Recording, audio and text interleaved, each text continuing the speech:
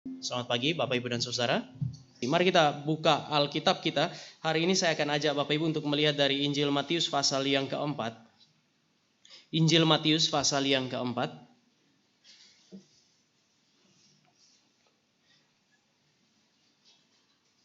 Kita baca bergantian ayat yang pertama sampai dengan ayatnya yang ke-11. Ini saya kira kisah yang klasik. Matius pasal yang keempat ayat 1 sampai dengan 11. Kita baca bergantian. Saya 1, Bapak Ibu 2, terus sampai dengan 10, lalu 11 kita baca sama-sama. Lalu Yesus dibawa oleh Roh ke padang gurun untuk dicobai iblis.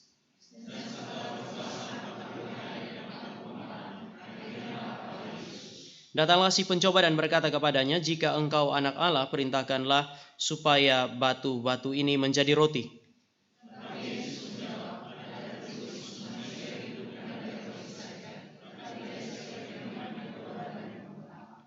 Lalu iblis membawanya ke kota suci dan menempatkan dia di pinggir atap bait Allah.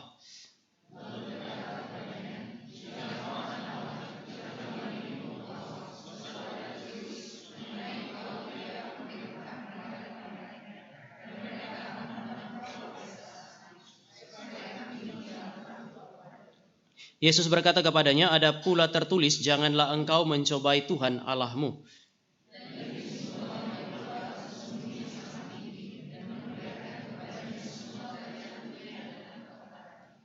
Dan berkata kepadanya, "Semua itu akan kuberikan kepadamu jika engkau sujud menyembah aku."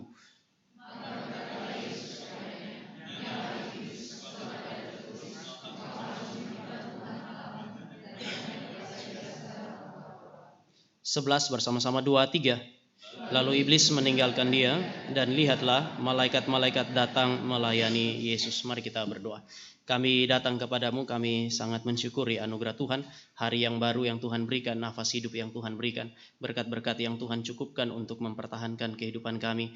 Kami bersyukur untuk seluruh kasih karunia yang diberikan bagi kami, sukacita yang Tuhan berikan bagi kami untuk datang beribadah pun kami percaya itu bagian daripada pekerjaan Tuhan di dalam kami. Tidak ada pekerjaan baik yang dapat kami kerjakan kecuali Allah bekerja melalui Roh Kudus dalam pikiran dan hati kami. Sehingga kalau kami ada dan kami bersekutu, kami percaya itu juga bagian daripada karya Tuhan dalam hidup kami. Biarlah ketika kami ada dalam persekutuan yang Engkau anugerahkan ini, dan kami merenungkan kebenaran firman yang juga Engkau berikan, Roh Kudus beranugerah membuka pikiran supaya kami mengerti firman. Roh Kudus menolong kami supaya kebenaran firman membentuk kehidupan kami. Di dalam nama Tuhan Yesus kami berdoa dan menyambut waktu untuk merenungkan kebenaran firman. Amin. Bapak Ibu Saudara yang kekasih di dalam Tuhan, kalau Bapak Ibu dan saya melihat kitab Matius, maka Injil Matius pasal 1 sampai Matius pasal 3 ayat yang ke-12, itulah lebih banyak bercerita mengenai Kristus sebagai Raja. Sekali lagi, Matius pasal 1 ayat 1 sampai pasal 3 ayat 12, lebih banyak menceritakan Kristus sebagai Raja. Dia adalah keturunan Daud. Memang Mesias itu harus Raja, dan itu adalah Raja yang datang dari keturunan Daud. Dia adalah seorang Raja yang bukan hanya menguasai orang Israel, orang-orang Yahudi, tapi melampaui itu. Maka ada kisah mengenai orang Majus, memberi petunjuk kepada saudara dan saya, raja-raja dari timur, raja-raja dari segala bangsa pun sujud menyembah kepada dia. Tujuan Matius menuliskan hal ini adalah menyatakan kepada kita bahwa memang perjanjian lama mengatakan bahwa kalau anak Daud itu datang, lalu kemudian duduk di atas tahta Daud, dia bukan hanya menaklukkan wilayah-wilayah kekuasaan Daud, tetapi kekuasaannya melampaui itu. Maka kisah mengenai orang Majus adalah sebuah kisah yang sangat penting. Dia adalah raja yang terus-menerus juga akan menghadapi perlawanan dari manusia. Maka digambarkanlah Herodes sebagai kaki tangan iblis untuk kemudian berusaha untuk menghancurkan dia. Tetapi dia adalah raja yang kekal. Oleh karena itu dia masih hidup meskipun Herodes yang berusaha untuk melawan dia dengan segala strategi jahatnya kemudian mengalami kehancuran dan pada akhirnya Herodes mati. Lebih daripada itu Bapak Ibu dan saya juga menemukan dia adalah raja yang lebih besar dari semua manusia. Oleh sebab itu maka Yohanes Pembaptis yang di dalam Injil itu, baik itu Matius maupun Lukas, digambarkan sebagai orang yang paling besar di antara seluruh manusia, itu mengatakan membuka kasut Yesus Kristus pun dia tidak layak. Kalau Bapak Ibu masih ingat, Vikaris Kias waktu khotbah di tempat ini, hamba yang bertugas untuk membuka kasut, mencuci kaki, itu adalah hamba yang paling rendah di dalam rumah tuannya. Tapi Yohanes mau bilang, saya adalah manusia yang paling besar di antara manusia, seolah-olah itu tidak ada yang lebih besar dari dia menurut kesaksian Kristus, tetapi melakukan pekerjaan yang paling kecil untuk melayani Yesus Kristus pun dia tidak layak. Betapa besarnya sang raja ini. Yohanes bilang bahwa aku membaptis kamu dengan air sebagai tanda pertobatan. Tetapi dia yang kemudian datang daripadaku, Yesus Kristus, dia akan membaptis kamu dengan api dan roh.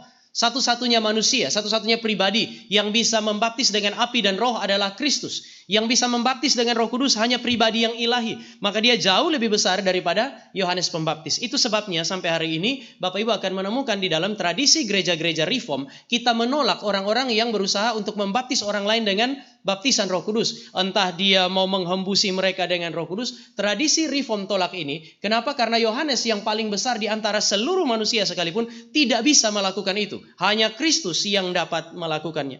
Tetapi sekali lagi pasal 1 ayat 1 sampai pasal 3 ayat 12 bercerita mengenai Kristus sebagai Raja. Kemudian nanti Bapak Ibu akan lihat paling tidak satu perikop sebelum teks yang saudara dan saya baca. Itu Matius pasal 3 ayat 13 sampai pasal 4 ayat 11. Bapak Ibu dan saya akan menemukan William Hendrickson bilang ada pergeseran, ada shifting di sana. Dari karya sebagai raja menjadi seorang pribadi yang berkarya sebagai imam. Tadi dia adalah raja yang menaklukkan segala sesuatu. Dia raja di atas segala raja. Sekarang dia adalah imam sekaligus korban untuk menebus dan menanggung dosa manusia. Sekali lagi, ada pergeseran sebagai raja menjadi seorang imam yang menjalankan tugas membawa umat kepada Allah. Mewakili umat di hadapan Allah. Sekaligus dia menjadi korban yang menebus umatnya. Menanggung dosa manusia. Dan baptisan adalah inaugurasinya. Sekali lagi, baptisan adalah inaugurasi pelayanan Kristus.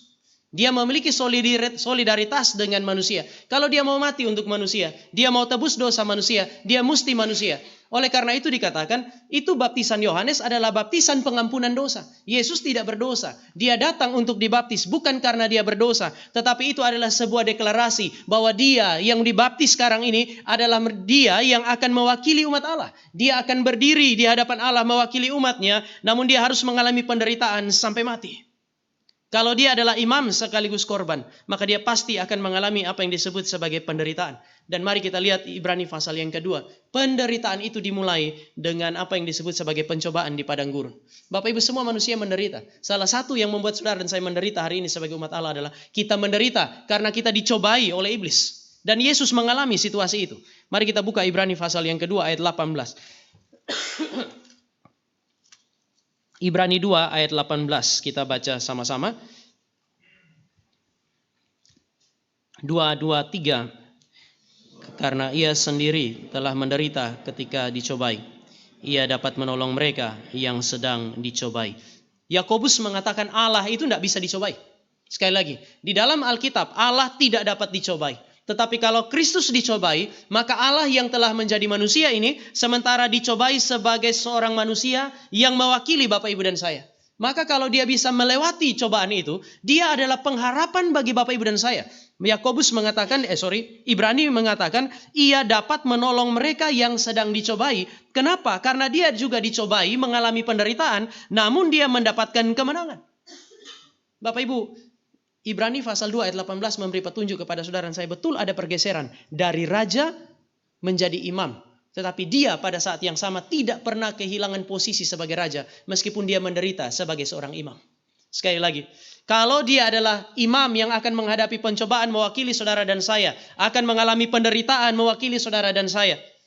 Meskipun demikian dia tidak pernah kehilangan posisi sebagai raja. Pergeseran ini tidak meniadakan peran dia sebagai raja.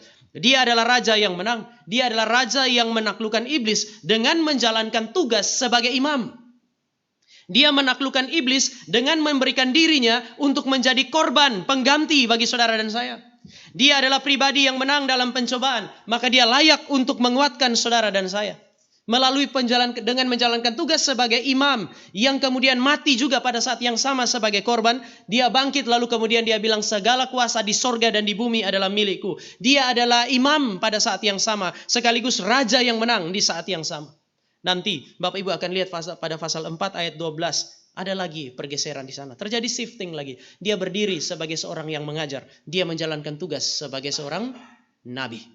Nabi yang berbicara tentang firman. Nabi yang bergumul dengan firman dan kemudian mengajarkan firman. Mewakili Allah di hadapan manusia.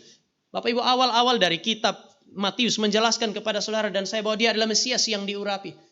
Dia menjalankan tugas-tugas penting di dalam perjanjian lama. Dan tidak ada yang bisa menggenapi tugas yang dipercayakan Allah kepada dia. Kecuali Yesus Kristus menjalankannya secara sempurna. Dan bahkan nanti Bapak Ibu dan saya akan ketemu. Di dalam setiap tugas. Waktu dia menjalankan tugas sebagai raja. Dia juga menjalankan tugas sebagai imam. Dia jalankan tugas sebagai nabi. Waktu dia dicobai, saya bilang itu konteksnya tugas sebagai imam. Tapi dia memberitakan firman. Bahkan ketika dia omong firman dengan setan. Setelah itu, Bapak Ibu dan saya akan menemukan bahwa ketika dia menjalankan tugas sebagai nabi, dia mengajar. Banyak orang datang melawan dia. Banyak orang datang menolak dia sebagaimana yang telah dinubuatkan. Tetapi dengan pengajaran yang dia punya, dia menaklukkan pikiran, dia menghancurkan hati dan menarik umat yang melawan Allah datang kepada Allah. Bapak Ibu, ini adalah Kristus yang saudara dan saya sembah. Matius menegaskan keagungan Yesus Kristus. Bukan hanya sebagai raja semata-mata. Sekali lagi, Yesus itu agung. Ini ditegaskan oleh Matius. Bukan karena dia adalah raja Allah yang menjadi manusia semata-mata. Bukan hanya karena dia adalah raja di atas segala raja semata-mata. Yesus Kristus adalah pribadi yang agung. Kenapa? Karena dia rela menderita untuk menjalankan dan menggenapi misi Allah. Menggenapi apa yang disebut sebagai kehendak Allah. Saudara, disinilah saudara dan saya belajar dari Kristus. Keagungan tidak didapatkan oleh saudara dan saya sebagai umat Allah, sebagai gambaran rupa Allah. Karena Anda dan saya menduduki posisi-posisi penting yang diinginkan oleh manusia hari ini. Manusia agung. Karena dia adalah gambar dan rupa Allah yang menggenapkan misi Allah. Yang menjalankan kehendak Allah dengan segala konsekuensinya. Kadang-kadang saudara dan saya melihat pelayanan kepada Tuhan sebagai sesuatu yang hina, kan ya? Beban. Sehingga saudara dan saya sulit sekali untuk menikmati sukacita ketika kita melayani dia. Kristus itu ditegaskan kemuliaannya oleh Matius. Melalui gambaran ini, dia mulia karena dia rela untuk menjalankan misi Tuhan. Dia rela untuk menjalankan kehendak Allah meskipun harganya adalah penderitaan. Dan ini tanda orang yang dipenuhi oleh Roh Kudus. Bapak Ibu, di dalam Matius 3 ayat 16, mari kita lihat sekarang kembali kepada Matius. Matius 3 ayat 16, di situ dikatakan sesudah dibaptis, Yesus segera keluar dari air dan pada waktu itu juga langit terbuka dan ia melihat Roh Allah turun seperti burung merpati dan hinggap di atasnya. Roh Allah atau Roh Kudus turun ke atas Kristus, hinggap di atas Kristus. Apa yang terjadi? Jadi peristiwanya adalah Roh Kudus turun kepada dirinya, hinggap di atas dirinya. Apa yang terjadi ketika dia mengalami pengalaman ini dicatat oleh Lukas pasal 4 ayat 1. Yesus penuh dengan Roh Kudus. Karena Roh Kudus turun pada dia, maka kondisi yang terjadi adalah dia penuh dengan Roh Kudus. Lukas pasal 4 ayat 1. Maka pertanyaannya, apa tanda orang yang kepadanya Roh Kudus datang dan orang yang hidupnya dipenuhi oleh Roh Kudus?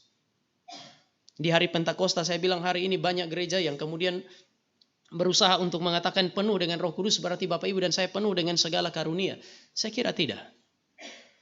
Setelah Yesus penuh dengan Roh Kudus, apa yang dilakukan? Roh Kudus pimpin hidupnya dia. Pergi kemana? Ke padang gurun. Untuk tujuan ini. Pertama dicobai, lalu kemudian dia dikuatkan supaya dia bisa menang atas pencobaan. Dan dengan demikian dia menggenapi kehendak Tuhan. Sekali lagi, Roh Kudus ada di dalam hidupnya. Roh Kudus pimpin ke padang gurun, mengalami begitu banyak kesulitan, penderitaan kata Ibrani karena dicobai oleh iblis. Namun Roh Kudus pada saat yang sama menguatkan dia sehingga dia yang dicobai adalah dia yang menang. Dia yang dicobai adalah dia yang menggenapi misi Allah meskipun dia menderita karena dia dicobai. Ini ciri saudara dan saya dipenuhi oleh Roh Kudus. Saudara dan saya boleh punya banyak karunia. Tetapi jika seluruh karunia itu tidak dipakai untuk menggenapi kehendak Allah, itu tidak dipenuhi oleh Roh Kudus. Mungkin saudara dan saya adalah orang-orang yang tidak punya banyak karunia. Tetapi di dalam segala keterbatasan karunia yang saudara dan saya punya. Yang mungkin karunia yang saudara dan saya punya itu juga tidak diinginkan oleh banyak orang. Sehingga kita kelihatan sebagai Kristen yang ordinary. Common. Tetapi jika engkau pakai karunia yang Tuhan berikan, yang sederhana itu. Untuk mempermuliakan Allah, menggenapi misi Tuhan. Melaksanakan kehendak Tuhan di dalam kehidupan Anda. Anda adalah orang yang dipenuhi oleh Roh Kudus. Tadi malam di dalam PA saya ajak untuk lihat mengenai perumpamaan. Dan perumpamaan ngomong mengenai kerajaan Allah. Saya bilang kerajaan Allah itu berarti pemerintahan Allah di dalam kehidupan kita. Dan itu berarti kalau perumpamaan punya tujuan menyatakan kerajaan Allah supaya kita punya hidup di segala tempat itu mempermuliakan Allah. Ya sederhana, kalau Bapak Ibu adalah pedagang, biarlah kerajaan Allah nyata di dalam tokonya Anda. Kalau Tuhan kasih izin saudara untuk punya dapur MBG, biarlah dapur MBG itu menyatakan kemuliaan Allah bukan hanya untuk mengisi perut kita.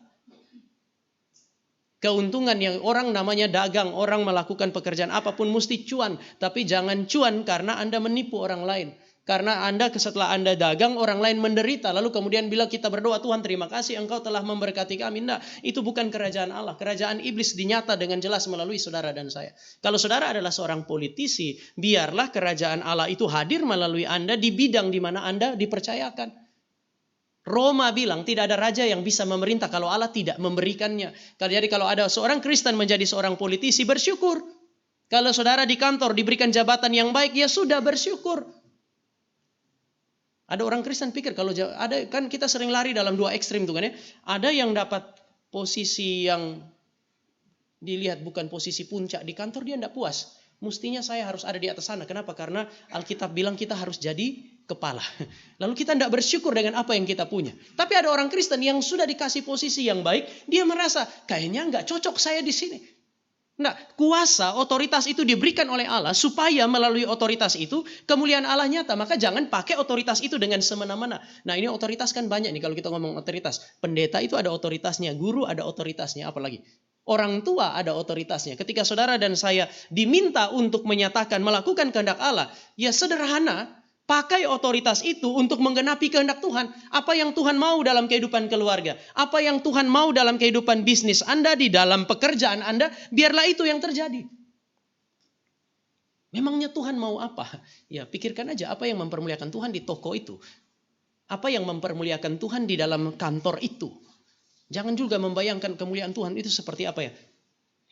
Begitu orang buka kantor saya, langsung di tembok ada tulisan segala sesuatu dari dia, oleh dia, untuk dia, bagi dialah kemuliaan sampai selesai. Enggak harus begitu. Tapi Bapak Ibu cukup kerjakan pekerjaan itu dengan jujur. Dan orang tahu Anda orang Kristen. Itu cukup. Seorang mahasiswa mengerjakan tugasnya dengan jujur. Enggak harus di dalam setiap paper Anda kutip ayat-ayat dari Petrus, Paulus. Enggak lulus. Tetapi biarlah paper itu mencerminkan keyakinan iman Anda bahwa apa yang tertulis dalam kitab suci itu benar dan Anda tidak akan menuliskan sesuatu, tidak mencapai sebuah konklusi di dalam tesis Anda yang bertentangan dengan kehendak Allah, dan itu cukup. Mengontrol segala sesuatu yang saudara dan saya kerjakan sesuai dengan apa yang disebut sebagai kehendak Allah. Kenapa? Karena kalau seseorang dipenuhi oleh Roh Kudus, kehadiran Roh Kudus memang tidak meniadakan kesulitan. Ada ujian, ada cobaan yang menghasilkan pergumulan. Tetapi kehadiran Roh Kudus pada saat yang sama, dia akan memimpin, menguatkan saudara dan saya untuk menghadapi sekaligus melampaui ke segala kesulitan itu. Demi satu hal ini, kehendak Allah tergenapi. Bapak Ibu, jangan menjadikan pergumulan sebagai alasan untuk tidak mempermuliakan Tuhan. Oh, saya bergumul terlalu lama. Kami sudah lapar terlalu lama, maka kami melakukan dosa ini. Kayaknya ini cukup rasional. Kalau kami sudah lapar, kami sudah minta pertolongan Tuhan, datang kepada gereja, datang kepada semua orang Kristen dan tidak ada pertolongan. Terakhir kami datang kepada Tuhan, katanya dia adalah gunung batu perlindungan. Tetapi dia berlambat-lambat untuk menolong kami. Kami tidak melihat pertolongan itu, kami tidak melihat pengharapan itu, maka wajar jika kami kompromi sedikit. Roh Kudus hadir untuk memimpin saudara dan saya menghadapi pergumulan. Melampaui pergumulan itu supaya kehendak Allah tergenapi. Dia tidak hadir untuk memberi saudara dan saya bijaksana, mengakali firman Tuhan supaya saudara dan saya bisa kemudian melampaui firman, melanggar firman demi mencukupkan kebutuhan-kebutuhan kita dan kemudian menyelesaikan pergumulan itu. Oleh sebab itu saudara dan saya perlu belajar bagaimana Roh Kudus pimpin Yesus ke padang gurun. Bapak Ibu, di situ dikatakan LAI entah kenapa menerjemahkan untuk dicobai. Tetapi saya kira Bapak Ibu dan saya harus sadar bahwa Alkitab bilang Allah itu bukan tidak dapat dicobai. Bukan hanya tidak dapat dicobai, tapi Allah tidak mencobai siapapun. Dengan demikian mungkin perspektif yang paling tepat untuk melihat kisah ini adalah Yesus Kristus diuji seperti Israel diuji. Mari kita lihat Ulangan pasal 8. Kitab Ulangan pasal yang ke-8.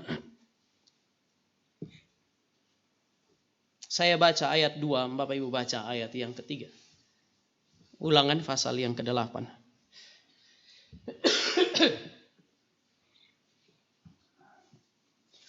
Ulangan 8 ayat 2 dan ayat yang ketiga. Ingatlah akan seluruh perjalanan yang kau lakukan atas pimpinan Tuhan Allahmu. Perjalanan yang dilakukan atas pimpinan Tuhan, di mana? Di padang gurun selama 40 tahun ini. Dia bermaksud merendahkan hatimu dan menguji engkau untuk mengetahui apakah ada dalam hati Apa yang ada dalam hatimu? Apakah engkau berpegang pada perintahnya atau tidak? Ayat yang ketiga.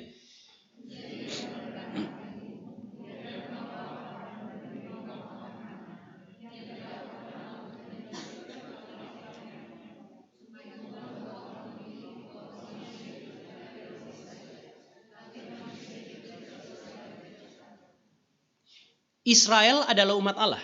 Israel adalah anak-anak Allah di dalam konteks perjanjian lama. Mereka adalah manusia yang penuh dengan kelemahan. Lalu Allah bawa mereka ke padang gurun, melepaskan mereka dari Mesir, bawa ke padang gurun. 40 tahun hidup di padang gurun, dan kemudian Musa bilang, selama 40 tahun Allah mengizinkan kamu bukan dicobai tetapi diuji oleh Allah. Sekarang bagaimana dengan Yesus Kristus? Yesus Kristus adalah anak Allah. Dia mewakili saudara dan saya sebagai umat Allah. Dia sementara dipimpin ke padang gurun untuk menunjukkan bahwa dialah Israel yang sejati. Anak Allah yang sejati. Dan apakah dia dicobai di sana? Saya kira mungkin lebih tepat saudara dan saya menggunakan kata diuji. Allah membawa dia ke padang gurun supaya saudara dan saya sadar bahwa dia adalah anak Allah yang sejati. Dia diuji di sana. Sama seperti orang Israel diuji dengan perasaan lapar. Allah mengizinkan kamu lapar, dan kita sering dengar Israel lapar. Supaya kamu rendah hati, belajar sandar sama Tuhan waktu lapar. Kalau lapar jangan marah. Kita tuh kadang-kadang emosi kita tuh ketika lapar tuh sangat emosional kan ya. Begitu pulang kerja sampai di rumah, buka tudung saji piringnya kosong. Buka tudung saji isinya tudung saji lebih kecil. Kita buka sampai yang paling kecil nggak ada makanan, kita bisa emosi. Tetapi Alkitab bilang Tuhan izinkan kamu lapar. 40 tahun perjalanan ada masa lapar, sangat lapar bahkan. Dan Musa bilang supaya kamu belajar sandar kepada Tuhan. Merendahkan hatimu, belajar sandar kepada Tuhan. Bukan cuma itu, Tuhan izinkan mereka lapar untuk menguji hati mereka. Apakah mereka taat atau tidak. Dalam kondisi lapar, Bapak Ibu dan saya punya banyak alasan untuk tidak taat, bukan? Karena saya lapar, saya mencuri. Saya lapar, saya merampok. Saya lapar, saya ambil ini dan itu. Kenapa? Karena saya lapar. Tetapi Alkitab bilang enggak, Tuhan izinkan Israel lapar untuk menguji mereka. Bapak Ibu, misi kehendak Allah itu tidak hanya berfokus kepada kehadiran kerajaan Allah dalam dunia. Sekali lagi, fokus kerajaan Allah. Kehendak Allah itu bukan hanya supaya Bapak Ibu dan saya melakukan kehendak Allah di dalam dunia. Sekali lagi, misi dan penggenapan kehendak Allah. Fokusnya bukan semata-mata kerajaan Allah hadir di dalam dunia, di luar diri kita, di luar sana, di dalam, tadi saya bilang, di dalam toko, di dalam ruang kerja, di kampus kita. Bukan cuma itu. Fokus pertama-tama daripada kerajaan Allah ketika dia mau menyatakan dirinya, menyatakan kehendaknya adalah kehendak Allah itu digenapi di dalam dan melalui Bapak Ibu dan saya yang harus membawa misi Tuhan, yang harus membawa kerajaan Tuhan itu kemana-mana. Bagaimana mungkin Bapak Ibu dan saya mau menghadirkan kerajaan Allah di kantor, mau menghadirkan kerajaan Allah di dalam gereja, mau menghadirkan kerajaan Allah di dalam toko kita, di kampus kita, kalau kehendak Allah itu belum mulai dengan tergenapi di dalam hidup Bapak Ibu dan saya. Maka yang disebut sebagai misi itu selalu dilihat dari dua sudut pandang. Pertama, apa yang terjadi di luar sana melalui saudara dan saya. Tapi sebelum itu terjadi, misi itu berkaitan dengan apa yang terjadi di dalam diri Bapak Ibu dan saya hari ini. Sebelum Bapak Ibu dan saya diutus ke sana. Oleh karena itu maka padang gurun menjadi satu tempat yang sangat penting.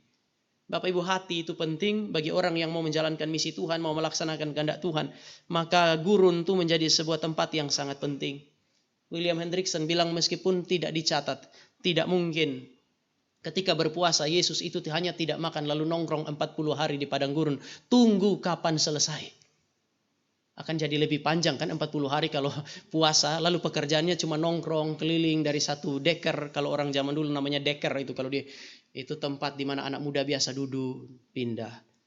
Lebih lapar lagi pindah ke tempat lain. Kalau hanya keliling duduk-duduk begitu, saya yakin Alkitab akan bilang makin laparlah Yesus pada hari kedua. Tapi enggak. William Hendriksen bilang enggak mungkin. Enggak mungkin dia hanya duduk berpindah-pindah tempat di padang gurun. Padang gurun adalah tempat di mana Allah mempersiapkan hati umatnya. Di padang gurun biasanya umat Allah berdoa untuk belajar bergantung kepada Tuhan. Berdoa adalah tempat di mana saudara dan saya dilatih untuk bergantung kepada Tuhan. William Hendriksen bilang tidak mungkin berdoa dengan benar tanpa meditasi firman supaya mereka siap untuk berperang. Nanti sebentar saya akan jelaskan ini kepada Bapak Ibu dan saya. Tetapi padang gurun adalah tempat di mana hati kita dipersiapkan. untuk dibawa ke dalam, untuk membawa kerajaan Allah ke dalam dunia, dipersiapkan dengan pikiran yang mengenal Allah, memahami kerajaan Allah, dipersiapkan dengan hati yang cinta kepada Allah dan kerajaannya, maka ada dua hal yang harus terjadi. Pertama, berdoa kepada Allah untuk belajar bergantung kepada Dia. Yang kedua, memeditasikan firman supaya kita mengerti firman dan siap untuk berperang. Efesus pasal yang ke-6 bilang firman adalah salah satu dari sekian banyak senjata Allah yang diberikan kepada Bapak, Ibu, dan saya. Tetapi tidak ada orang Kristen yang tidak pernah dipimpin ke padang gurun yang tertentu. Jadi silakan identifikasi sekarang padang gurun Anda apa. Hari ini, habis ini kita akan perpisahan dengan Ibu Dermi. Dia akan dipindahkan dari padang gurun yang namanya GRI Depok menuju kepada satu padang gurun yang namanya skripsi. Kemarin waktu di Cikarang itu perpisahan, salah satu mahasiswa itu bilang bahwa banyak mahasiswa itu mengalami kekeringan rohani. Justru di tahap akhir tulisannya dia, ketika mereka sudah tidak melayani lagi, tugas mereka hanya pergi ke perpustakaan cari sumber-sumber untuk menyelesaikan skripsinya. Sehingga kadang-kadang mereka itu kalau tiba-tiba ada yang ajak pelayanan dengan sangat cepat langsung iya. Kenapa? Karena mereka akan mulai menikmati kelimpahan sentuhan Tuhan di sana. Saya mau tanya, padang gurunnya Bapak Ibu apa? Apa yang membuat Bapak Ibu dan saya sekarang itu mengalami begitu banyak kesulitan untuk melihat wajah Tuhan? Apa yang menghalangi saudara dan saya untuk merasakan bahwa sekarang Tuhan sementara hadir dalam kehidupan kita? Padang gurun itu tidak harus selalu tempat-tempat yang sulit. Nanti saya akan jelaskan kepada Bapak Ibu. Tapi padang gurun adalah tempat di mana Bapak Ibu dan saya digoda untuk melampaui kehendak Tuhan. Padang gurun adalah tempat di mana saudara dan saya digiring perlahan-lahan untuk makin lama makin jauh dari Tuhan. Sulit sekali untuk memandang wajah Tuhan. Itulah padang gurun. Tempat di mana saudara dan saya bisa meragukan Tuhan. Itulah padang gurunnya Bapak Ibu dan saya. Tempat di mana saudara dan saya sulit untuk menikmati Tuhan. Itu adalah padang gurunnya Bapak Ibu dan saya. Jangan membayangkan itu tempat yang terlalu sulit. Mungkin itu tempat terlalu indah sehingga sulit bagi kita untuk menikmati Tuhan di tengah-tengah segala keindahan. Maka saudara sementara mengubah mata air yang berlimpah-limpah yang Allah anugerahkan kepada saudara dan saya menjadi padang gurun. Oleh karena itu maka Alkitab bilang Yesus dibawa ke padang gurun. Sekali lagi ini adalah solidaritas dengan manusia. Hanya manusia yang bisa dicobai. Yesus dicobai berarti dia manusia sama seperti saudara dan saya. Di padang gurun Yesus mengalami penderitaan dan ujian untuk mewakili saudara dan saya. Di padang gurun nanti Bapak Ibu dan saya akan menemukan dia memenangkan pertarungan itu. Dia menang bagi saudara dan saya. Kalau dia Allah saja, sekali lagi dia tidak perlu dicobai, dia tidak perlu memenangkan pertarungan ini. Tapi karena dia manusia sama seperti engkau dan saya, mewakili engkau dan saya, maka dia harus mengalami ujian penderitaan. Dan dia harus memenangkannya. Memenangkannya bagi Bapak Ibu dan saya. Saya mau mulai dengan mengajak Bapak Ibu untuk memikirkan dua makna dari padang gurun. Mungkin kita akan berhenti di cobaan pertama. Karena bagi saya kita sampai situ saja sudah cukup bergumul. Nanti khotbah berikut kita lihat dengan yang kedua dan yang ketiga. Tapi padang gurun pada zaman itu selalu bisa dilihat dari dua sudut pandang. Yang pertama padang gurun bisa dilihat secara negatif. Sekali lagi padang gurun pada zaman itu orang bisa lihat secara negatif. Sebagai tempat kediaman setan-setan. Saya tidak bilang setan tinggal di padang gurun. Mau ngapain dia di situ? Setan bisa ada di kantor, bisa ada di kampus gitu. Tetapi dari sudut pandang. Misalnya, hari ini Bapak Ibu lebih sulit jalan di mana? Lebih sulit malam-malam lewat di kuburannya orang Depok di situ atau rumah sakit Hermina? Bulu kuduk kita berdiri waktu lewat di mana? Padahal sama aja kan ya. Di rumah sakit Hermina setan bisa ada, di kuburan setan bisa ada, dalam gereja setan ada enggak? Ada. Kenapa Bapak Ibu lewat di sini Bapak Ibu merasa kehadiran Roh Kudus? Waktu lewat kuburan kita merasa bahwa ada sesuatu. Kita rasa doa harus lebih kencang di sana. Itu karena persepsi kan ya. Ada semacam keyakinan bahwa di sana tanpa sadar kita dibentuk oleh kebudayaan kita. Di sana setan lebih banyak daripada di gereja. Padahal bangku-bangku kosong ini. Kita tidak pernah tahu. Tetapi karena ada keyakinan pada zaman itu, maka orang berpikir setan itu akan lebih banyak ada di mana? Di padang gurun. Apa yang dilakukan oleh Roh Kudus? Roh Kudus memimpin Yesus pergi ke satu tempat yang oleh orang-orang pada zaman itu diyakini sebagai tempat di mana setan ada. Bapak Ibu ini langsung dari sudut pandang pembaca hari itu. Lah Roh Kudus memimpin dia langsung masuk kepada pusat daripada pertempuran. Kenapa enggak dibawa ke tempat lain? Kenapa mesti dibawa ke tempat di mana setan banyak? Itu seperti Bapak Ibu kalau lihat ada orang kesurupan di dekat kuburan, kita bilang siapa suruh lewat di situ. Coba kalau lewat di depan gereja, pasti kepenuhan Roh Kudus. Yang kita bayangkan kan begitu. Sama, kok Yesus dicobai oleh iblis? Ya wajar. Karena Roh Kudus pimpin dia ke pusat kekuasaannya iblis. Tapi Bapak Ibu saya mau ingatkan, ini cara kerja Tuhan. Waktu Yesus sebelum dia utus murid-muridnya, apa yang dia lakukan? Dia bawa mereka menuju ke Kaisarea Filipi. Pada zaman itu Kaisarea Filipi adalah pusat penyembahan berhala. Di tengah-tengah pusat penyembahan berhala, Yesus tanya kepada murid-murid, menurut orang siapa aku? Mereka jawab, engkau Elia, engkau Musa, dan seterusnya. Lalu kemudian dia bilang, oke, orang lain bilang begitu, sekarang menurut kamu siapa aku? Petrus bilang, engkau adalah Mesias, anak Allah yang hidup. Pengakuan iman yang benar ini, engkau adalah Mesias, anak Allah yang hidup, harus diucapkan di pusat penyembahan berhala. Pada hari itu orang baca bahwa Yesus dibawa ke padang gurun oleh Roh Kudus. Mereka begitu baca sebelum lihat akhir, mereka akan bilang, ini gila.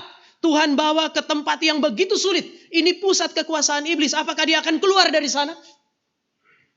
Dan saudara dan saya tahu, di pusat kekuasaan iblis lah Kristus memenangkan pertarungan ini. Betapa mulianya dia. Dia bukan hanya Allah yang berkuasa di bumi ini, tapi dia adalah Allah yang berkuasa di dalam dunia atau realitas yang dianggap sebagai realitas yang tidak terjangkau oleh manusia. Dia berkuasa di sana.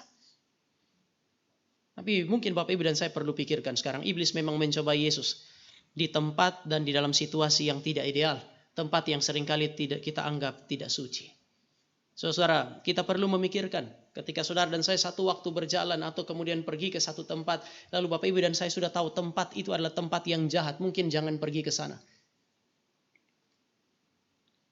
Dunia ini menyebut tempat pelacuran sebagai tempat yang jahat, ya jangan pergi. Memang setan ada di situ. Tenang aja, nanti kita akan lihat arah yang sebaliknya. Tapi jangan juga berpikir, wah cuma di situ. Enggak, saya sementara mencoba untuk mengajak Bapak Ibu lihat dari sudut pandang yang negatif. Di dalam ruang kantor yang korup, setan juga kerja di situ. Seberapa kuat pun Anda. Di dalam peer group, kelompok, diskusi, bahkan tadi baru presentasi, kelompok KTB, growing group Anda, jika yang dipercakapkan di sana bukan kebenaran, itu bukan tempat yang tepat.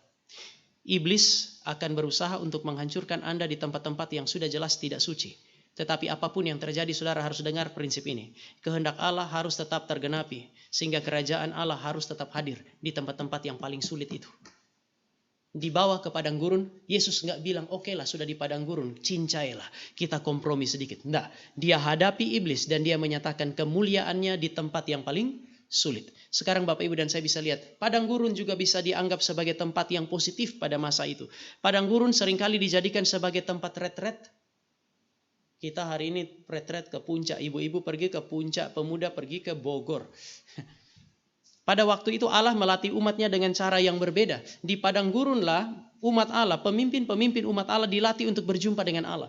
Di padang gurun yang sulit mereka dilatih untuk berdoa, bergantung kepada Tuhan, bermeditasi, menemukan kehendak Allah di tempat yang sulit. Ini tempat persiapan. Musa dipersiapkan 40 tahun di istana putri Firaun. Sebelum menjadi pemimpin Israel, Tuhan bawa dia pakai istilah tinggal di padang gurun selama 40 tahun. Siapa lagi? Yohanes. Dia adalah anak seorang imam, seperti anak seorang pendeta hari ini. Dia bisa hidup enak di rumah papanya, tapi Tuhan bawa dia ke padang gurun sebelum dia mulai pelayanan di depan Tuhan Yesus. Paulus dalam kitab Galatia, dia bilang 3 tahun dia dibawa ke padang gurun, dipersiapkan sebagai seorang hamba Tuhan. Dan sekarang Yesus sebelum menjalankan tugas sebagai seorang imam, mulai mengajar orang banyak, dia mulai dari padang gurun. Jika dari perspektif ini, padang gurun adalah tempat terbaik, maka iblis bisa mencobai Anda di tempat-tempat yang paling baik dan paling ideal. Iblis bisa mencobai Anda di gereja. Iblis bisa mencobai Anda di sekolah Kristen. Dan Ibu Dermi, iblis bisa mencobai Anda di STT. Saya ingatkan Billy Graham. Tempat di mana Anda mau lihat pekerjaan setan paling banyak, masuk sekolah teologi. Dan situ saudara akan ketemu setan pun bisa berteologi. Anda takut akan Allah? Alkitab bilang apa? Iblis itu kenal Allah lebih daripada Anda. Dan dia sampai gemetar. Jadi kalau mau cari teolog paling canggih secara teologis, setan. Apalagi kalau setannya masuk sekolah teologi. Jadi di tempat yang Anda anggap paling baik, tempat yang paling ideal, saudara dan saya bisa menemukan perlawanan kepada Tuhan. Tetapi Allah menuntut kemuliaannya dinyatakan di tempat-tempat terbaik di mana Dia menempatkan Bapak, Ibu, dan saya. Lalu apa yang bisa kita harapkan? Apa yang bisa membuat saudara dan saya memiliki stabilitas iman di dalam kondisi seperti itu? Sama seperti Yesus bertahan di padang gurun karena Dia berdoa dan Dia bergumul dengan firman. Maka Bapak, Ibu, dan saya juga dipersiapkan untuk berdoa dan bergumul dengan firman. Kehendak Allah harus digenapi di tempat-tempat terbaik. Sehingga kerajaan Allah hadir di sana. Tempat yang baik itu harus lebih baik lagi dengan membuat Bapak, Ibu, dan saya, dengan mendorong Bapak, Ibu, dan saya untuk menghadirkan kerajaan Allah di sana. Ada perintah ini kan ya, setelah semua itu sungguh amat baik, manusia belum jatuh dalam dosa, perintahnya adalah beranak cucu penuhi bumi. Ada satu tempat yang ideal pada masa itu, yang paling ideal namanya Eden. Tetapi manusia ditempatkan di dalam Taman Eden untuk menata kelola Taman Eden itu, seolah-olah pekerjaan Tuhan belum sempurna. Tapi mereka harus menata kelola. Mereka harus menjadikan yang sudah sungguh amat baik menjadi lebih baik. Tetapi kemudian mereka juga harus perlu keluar dari Taman Eden, menemukan alam semesta yang diciptakan oleh Allah sungguh amat baik. Tapi mereka harus menata yang di luar Taman Eden seperti di dalam Taman Eden. Sama, di dalam situasi yang baik, situasi yang tidak baik. Kemuliaan Tuhan mesti nyata di sana melalui siapa? Melalui Bapak, Ibu, dan saya. Oleh karena itu, maka mungkin sebelum kita masuk kepada pencobaan pertama, kita perlu waspada di dalam kehidupan Bapak, Ibu, dan saya. Karena pertama, setan kerja di mana-mana. Setan ada di mana-mana. Yang kedua, setan tidak libur. Bapak, Ibu, dan saya ini lagi siap-siap mau liburan kan ya. Kita lagi siap-siap mau libur, anak-anak baru habis sekolah, kita mau jalan-jalan dengan mereka. Ingat, setan tidak libur, maka di tempat liburan setan tetap ada. Yang berikut, Bapak, Ibu, dan saya perlu waspada. Kenapa? Karena setan itu licik. Di antara saudara dan saya, yang paling tua itu setan. Biasanya kalau anak-anak banyak ngomong sama orang tua akan bilang apa? Gak usah banyak omong lah, tahu apa kamu? Nah, sama setan juga Bapak, Ibu, akan ketemu tuh. Kita semua gak ada yang lebih panjang umurnya dari setan. Dia akan bilang, sudahlah gak usah banyak omong, saya lebih tahu dari kamu. Kalau Bapak, Ibu, dan saya berhadapan dengan musuh yang seperti ini, di mana pengharapan Bapak, Ibu, dan saya? Ada sarana anugerah namanya doa, meditasi firman. Tetapi pengharapan mesti diletakkan di dalam Kristus. Ibrani 2 ayat 18 bilang dia sudah menghadapi cobaan, dia sudah menang atas iblis.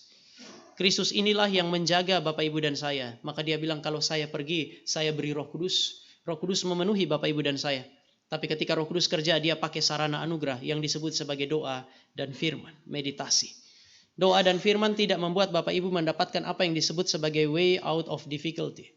Kita tidak mendapatkan jalan keluar dari kesulitan. Mungkin ada masa Tuhan pimpin kita dapat jalan keluar. Tapi ada masa Tuhan bukan pimpin saudara dan saya dengan memberikan pintu untuk menemukan jalan keluar. Tapi seorang penulis pakai istilah ini, way out of disobedience. Saudara dan saya dipimpin untuk lolos dari apa yang disebut sebagai ketidaktaatan. Jalan keluar dari ketidaktaatan, bukan jalan keluar dari kesulitan. Apa yang Bapak, Ibu, dan saya harapkan ketika kita ada di padang gurun kita masing-masing? Jalan keluar dari kesulitan kah? Atau Bapak, Ibu, dan saya mengharapkan jalan keluar dari apa yang disebut sebagai ketidaktaatan. Kalau Allah itu ada dalam hidup Bapak, Ibu, dan saya, karena kehendak Allah adalah fokusnya. Fokus kehendak Allah mau kehendak Allah terjadi dalam hidup Bapak, Ibu, dan saya, dan juga di dalam dunia. Maka dia akan menawarkan yang kedua, jalan keluar dari ketidaktaatan. Nah, mari kita secara singkat mulai lihat cobaan yang pertama. Saya kira betul, tidak mungkin sampai kepada kedua dan ketiga. Mari kita lihat cobaan yang pertama. Jika engkau anak Allah, ubahlah batu-batu ini menjadi roti. Istilah jika engkau anak Allah, Bapak, Ibu, itu berkaitan dengan apa yang Allah klaim, Bapa klaim di dalam pasal ayat-ayat sebelumnya. Mari Bapak, Ibu, kita lihat ayat yang ke-16 ya, pasal 3 ayat 16. Sesudah dibaptis, Yesus segera keluar, ayat 17, terdengarlah suara dari sorga yang mengatakan, inilah anakku yang terkasih, kepadanya lah aku berkenan. Inilah anakku yang terkasih, anak yang kukasihi, kepadanya lah aku berkenan. Sekarang iblis datang, Bapa klaim begitu. Sekarang iblis datang lalu dia bilang begini, katanya kamu anak Allah kan ya, Bapa bilang kamu anak Allah, kau anak Allah, kok kamu lapar? Saya sering bilang, wah iblis mengeksploitasi kelemahan Yesus. Di dalam kitab perjanjian lama Bapak, ada banyak janji bahwa Bapa itu pasti akan memelihara anak-anaknya. Maka pertanyaannya, kalau kamu anak Allah, di mana pemeliharaan Bapa? Kok kamu bisa lapar ya? Kenapa kamu dibiarkan lapar? Dan inilah yang kisah yang menurut saya menarik.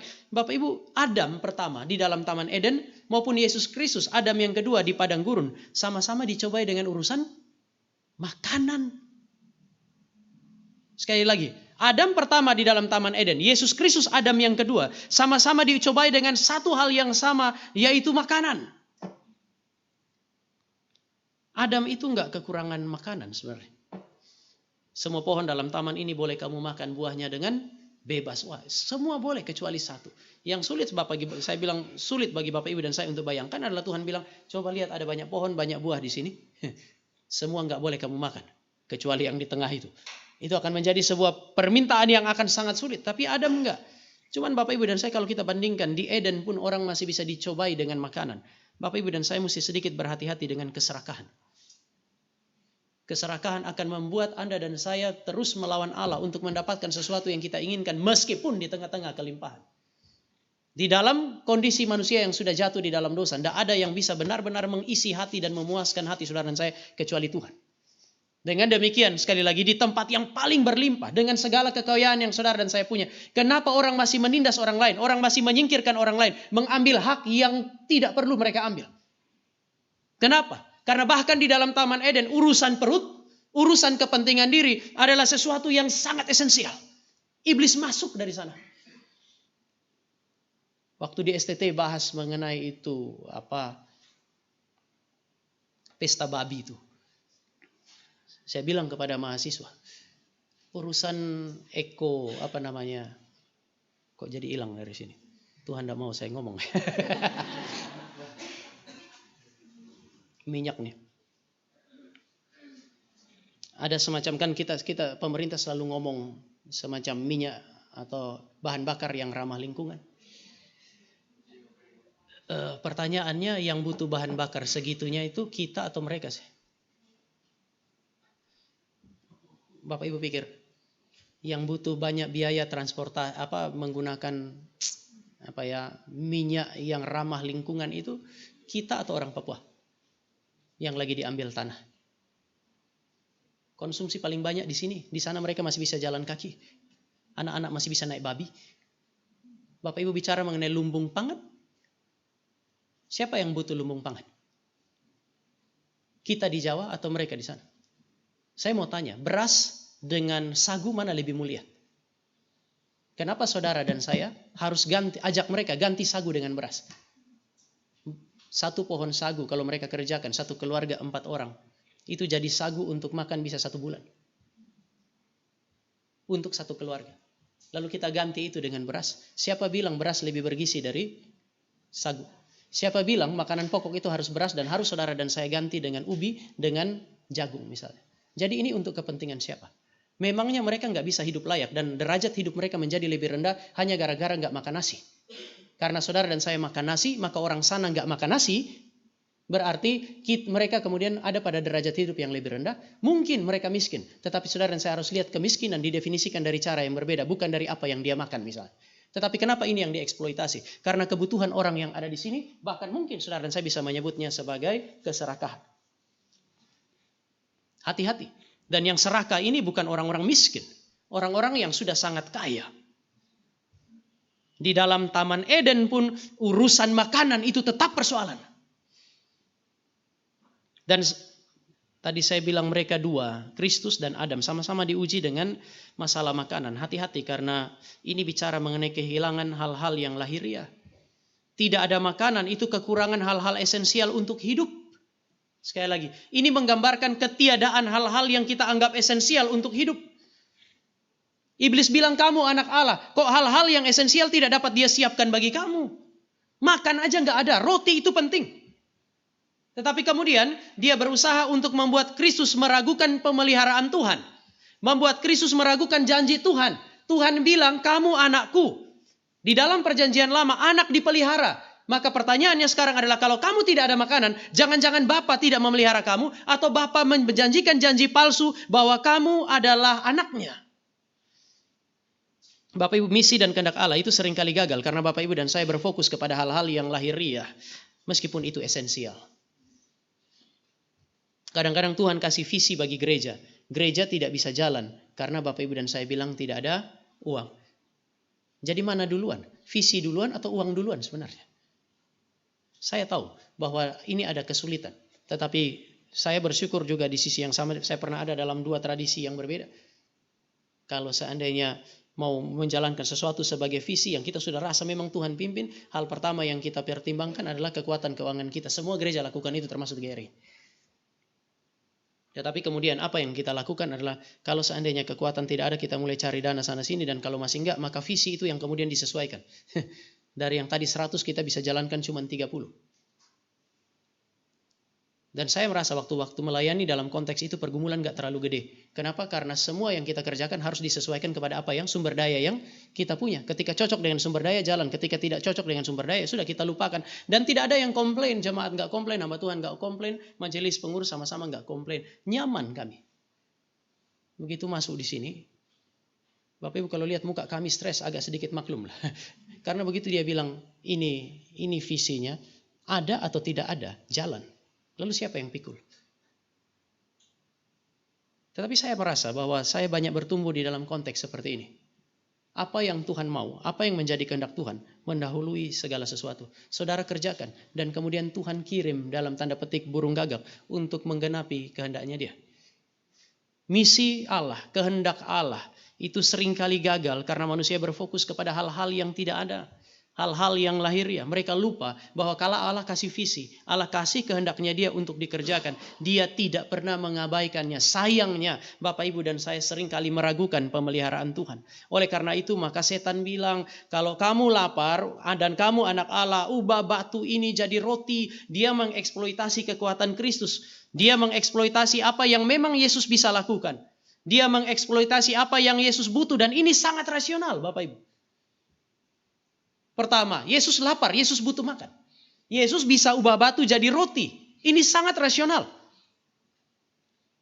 Kalau Yesus itu ada di padang gurun, beda dengan Adam yang ada di Eden. Sehingga kalau minta taat, tertunggu saja Tuhan punya tindakan. Ya, Adam di Eden, Yesus ada di padang gurun. Adam dalam kelimpahan, Yesus dalam kelaparan. Kalaupun Adam lapar, ingat kalimat Bapa ini. Semua pohon dalam taman ini boleh kamu makan buahnya. Yesus tidak ada sumber daya sama sekali.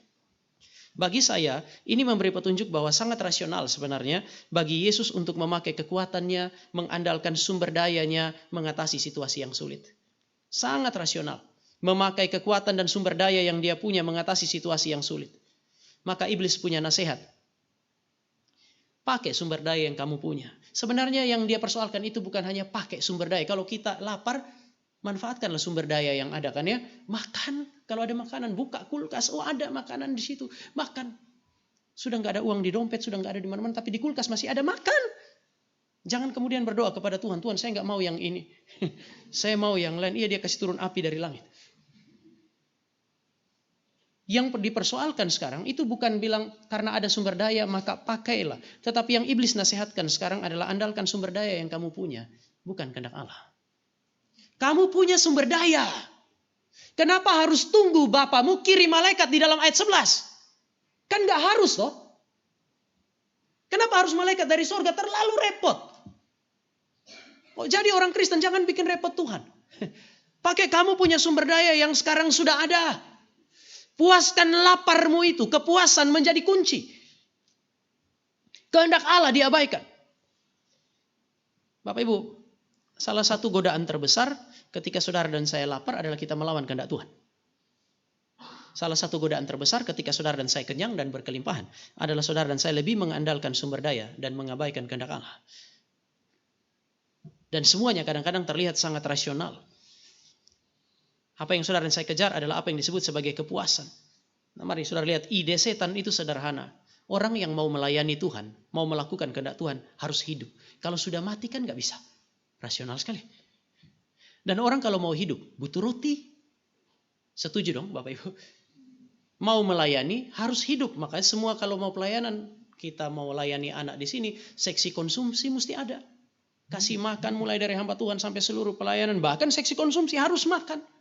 Kenapa? Karena semua yang mau melayani harus hidup dan semua yang mau hidup harus makan. Dengan logika ini Yesus seolah-olah digoda untuk kejar roti itu. Kejar roti supaya kamu hidup. Kejar roti supaya kamu bisa melayani Tuhan. Karena ada masalah yang besar. Allah berlambat-lambat. Allah tidak responsif. Masa orang berdoa 40 hari. Orang puasa 40 hari. Sudah selesai. Misi sudah komplit. Kok tidak ada makanan. Dia terlalu lambat. Dia tidak memperhatikan anak-anaknya. Apakah Allah tidak tahu bahwa manusia yang mau melayani dia, mempermuliakan dia itu harus hidup, butuh makan, minum. Yesus kejarlah itu. Cari roti, dapatkan roti sebanyak-banyaknya, makanlah. Karena kamu bisa dengan segala sumber dayamu. Dan Bapak Ibu, Yesus mengutip Ulangan pasal 8 ayat 6 sampai ayat 2 sampai 3. Tadi kita sudah baca itu. Yesus seolah-olah mau bilang, Allah, Bapakku itu berkuasa untuk memelihara hidup. Bapakku itu berkuasa untuk mencukupkan kebutuhan 40 tahun. Dia kutip peristiwa Keluaran. 40 tahun anak-anak Allah enggak kekurangan. 40 tahun Israel memang lapar, tapi Tuhan pelihara mereka dengan mana. 40 tahun itu ketika mereka pengen daging, Tuhan kasih daging. 40 tahun orang Israel haus, tetapi Allah kasih batu yang menghasilkan air. Dan kalau Bapak Ibu lihat dalam kesaksian Paulus 1 Korintus pasal 10 ayat 4. Batu itu ikut Israel kemana saja mereka pergi. Tuhan itu bukan hanya kasih mana tiap hari, tapi dalam satu proses Allah kasih air tiap hari. Ini Allah yang sanggup untuk memelihara. Bahkan Allah pernah bilang, kamu tidak beli baju, kamu nggak ganti baju 40 tahun. Kamu nggak ganti kasut 40 tahun. Kenapa? Karena Allah adalah Allah yang memelihara. Allah berkuasa pelihara hidup. Allah berkuasa untuk mencukupkan kebutuhan Israel 40 tahun, termasuk kebutuhan Anda dan saya. Dan kemudian dia bilang nggak kekurangan mana, tidak kekurangan daging, tidak kekurangan air. Yesus seolah-olah mau bilang, Allahku atau Bapakku adalah Bapa yang mengontrol segala situasi manusia. Pakai perspektif Ulangan, lapar terjadi bukan karena Allah tidak sanggup, tapi Allah izinkan. Lapar terjadi sebagai alat di tangan Tuhan untuk menguji umatnya. Ada waktu Israel lapar, ada waktu Israel makan. Allah bekerja sesuai dengan waktunya. Tidak sesuai dengan waktunya Bapak Ibu dan saya. Abraham dijanjikan punya keturunan banyak sampai usia 100, nggak lihat anak. Tetapi segera setelah Allah tiba pada waktunya, Allah memberikan kepada dia keturunan begitu banyak sampai hari ini. Allah bilang bahwa Yakub dan bukan Esau yang adalah anak perjanjian. Yosua pasal 24 ayat 3 dan ayat 4 itu mengatakan, pada hari di mana Allah memberkati Ishak dengan Esau dan Yakub, tidak lama kemudian Esau itu mendapatkan pegunungan Seir, dia sudah jadi raja. Di mana Israel? Israel jadi budak. Budak di Mesir.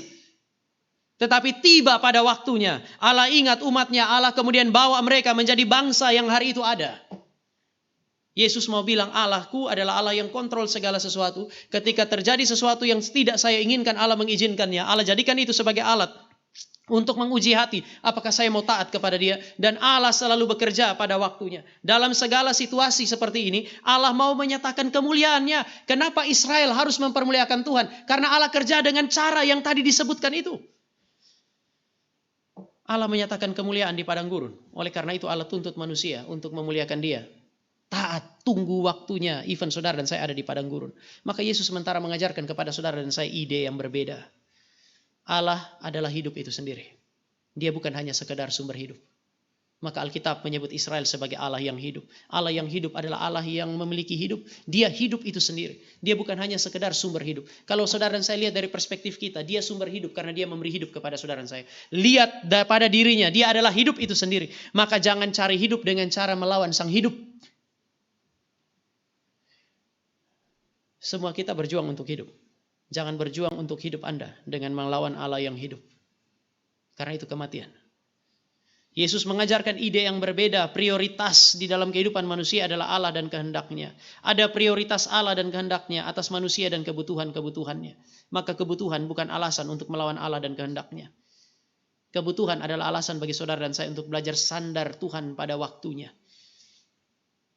Maka ketika Allah berfirman, ada hidup. Allah berfirman, maka yang mati menjadi hidup dalam peristiwa penciptaan. Ketika Allah berfirman, hidup yang dia berikan terpelihara, sehingga orang Israel dapat mana, orang Israel dapat minum di padang gurun. Maka kalau Allah berfirman, bahwa aku adalah anaknya, maka aku adalah anaknya. Jika Allah berfirman bahwa dia akan pelihara anak-anaknya, maka dia akan pelihara anak-anaknya. Itu adalah kebenaran yang pasti. Itu adalah kebenaran yang pasti akan tergenapi. Aku adalah anak Allah, kata Yesus kepada iblis. Pada saat ada roti atau pada saat tidak ada roti. Tidak ada waktu di mana saudara dan saya perlu meragukan kebapaan Allah bagi saudara dan saya. Dia Bapa ketika Anda punya roti, ketika Anda tidak punya roti. Dia adalah anak yang harus taat kepada rencana Bapa, harus belajar menunggu waktunya Bapa. Yesus selalu mau bilang sama setan, yang lapar saya, kenapa yang gak sabar kamu? Biarkan saya sabar menanti Bapa saya bertindak. Kenapa? Karena taat berarti hidup. Maka dia bilang apa? Manusia hidup dari firman yang keluar dari mulut Allah. Apa yang Allah katakan itu pasti terjadi, dan kalau taat itu hidup. Tidak sabar menanti waktu Tuhan, tidak taat, ujungnya adalah kematian. Bapak Ibu dan saya mau pilih yang mana? Pilihan sekarang ada di tangan Bapak Ibu dan saya, di dalam segala kesulitan, di dalam segala pergumulan yang Bapak Ibu dan saya punya. Mari kita berdoa.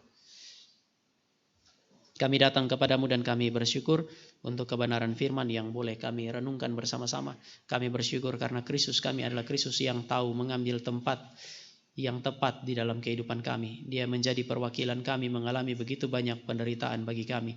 Namun dia menang, sehingga kemenangan itu adalah milik kami ketika kami ada di dalam dia. Dan kami berdoa kiranya Tuhan yang terus pimpin hidup kami. Biarlah hal-hal lahiriah yang esensial sekalipun tidak memalingkan wajah kami daripada Tuhan. Tapi ajar kami supaya kami berdoa di dalam penderitaan bergantung kepada Tuhan dan bergantung kepada kebenaran firman Tuhan dengan iman kami. Berbelas kasihanlah bagi kami dan pimpin hidup kami. Dalam nama Tuhan Yesus kami berdoa. Amin.